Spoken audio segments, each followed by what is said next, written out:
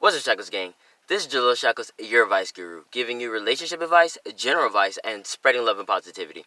I post videos Monday through Thursday, so be sure to leave a comment in the comment section so that we can have a great conversation and possibly make a future video. And shout outs to Scott Young for joining my live broadcast yesterday. Greatly appreciate it. Today's video is how not to get walked on.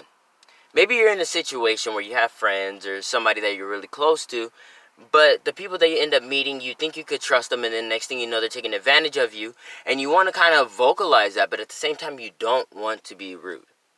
So how do you prevent being walked all over? If you love this content, please subscribe to this channel, hit that notification bell so that you receive my uploads. So the first thing you want to do is value yourself. Don't allow others to tell you who you are. Learn who you are, what you do and don't like.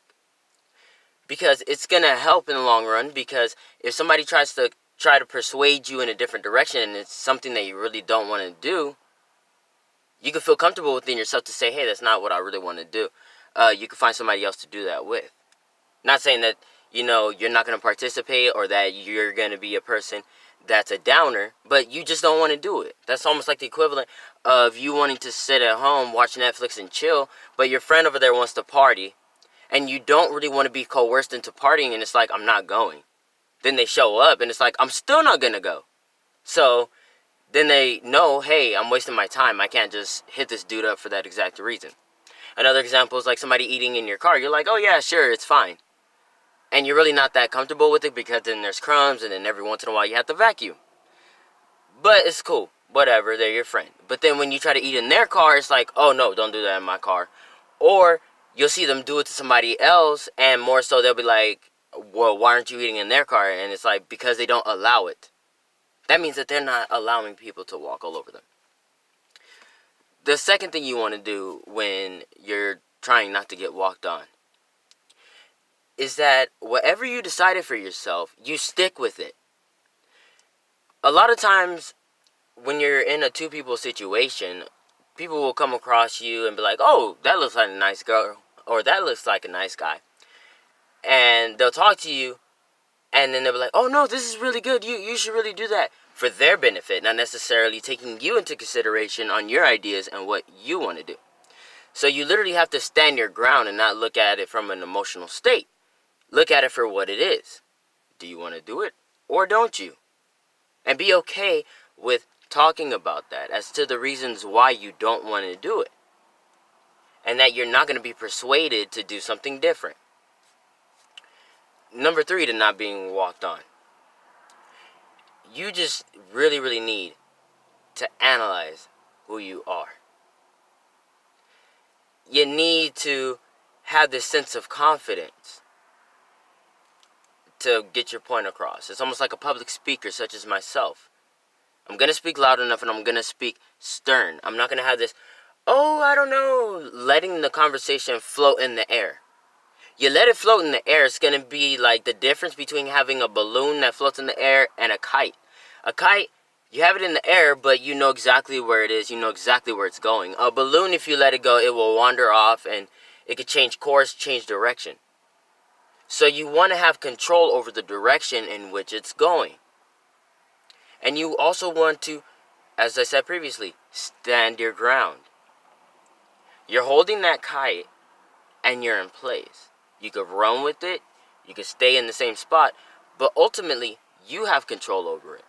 A lot of the times when you get walked on, you feel like you don't have control over your situations, which is what you need to have if you're planning on not getting walked on.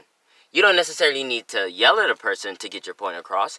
You just tell them like, hey, this is not what I'm going to do. I'm sorry. You can find somebody else for that. And be okay with it.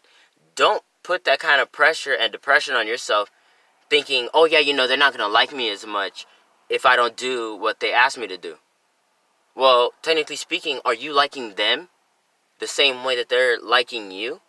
I know that it's said to treat others the way you want to be treated, but if they're treating you like crap, sometimes you have to treat them the way they're treating you so that they get that sense of, hey, I'm treating this person like shit. It's like, eventually they're going to come to you and be like, hey, why are you treating me this way?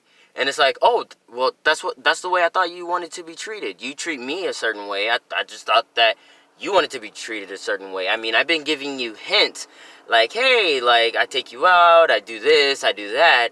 And I would think that something will come in the return. But apparently that doesn't happen. That's almost like you go to a club and then you lend somebody money. And then it's like, okay, cool. They're more than willing to accept it.